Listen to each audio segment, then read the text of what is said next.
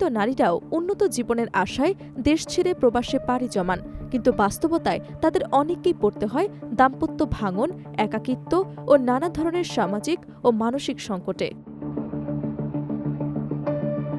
গল্পে আরও দেখানো হয়েছে কিভাবে এসব নারীরা নতুন পরিবেশে টিকে থাকার চেষ্টা করেন, ধীরে ধীরে সংসার গুছিয়ে নেয়ার লড়াই চালান এবং প্রতিনিয়ত নানা প্রতিকূলতার মুখোমুখি হন।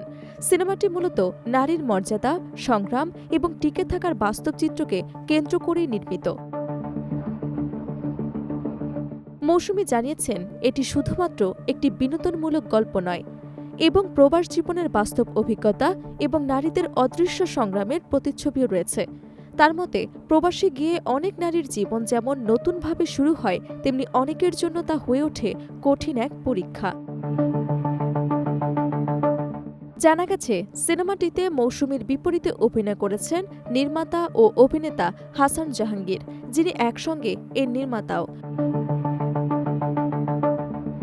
2023 সালে যুক্তরাষ্ট্রে সিনেমাটির শুটিং শুরু হয়। তখন এটিকে সাসপেন্স থ্রিলার ধর্মী সিরিজ হিসেবে উপস্থাপনের পরিকল্পনা ছিল, যেখানে মৌসুমীর চরিত্রকে কেন্দ্র করে গল্প এগিয়ে যায়।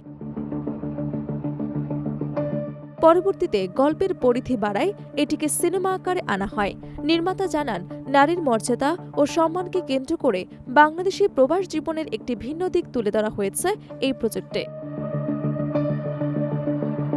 চলচ্চিত্র সার্টিফিকেট বোর্ড থেকে গত মার্চে কন্ট্রাক্ট ম্যারেজ আনুষ্ঠানিক ছাড়পত্র পায়। নির্মাতা জানিয়েছেন, সিনেমাটি শুধু বাংলাদেশেই নয়, যুক্তরাষ্ট্র, কানাডা সহ একাধিক দেশে মুক্তির পরিকল্পনা রয়েছে।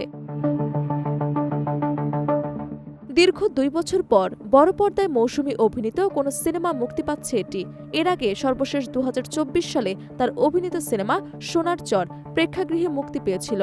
আগামী 15ই মে কন্ট্রাক্ট ম্যারেজ প্রেক্ষাগৃহে মুক্তি পেতে যাচ্ছে বলে জানা গেছে, যা ঘিরে ইতোমধ্যে দর্শক মহলে আগ্রহ তৈরি হয়েছে।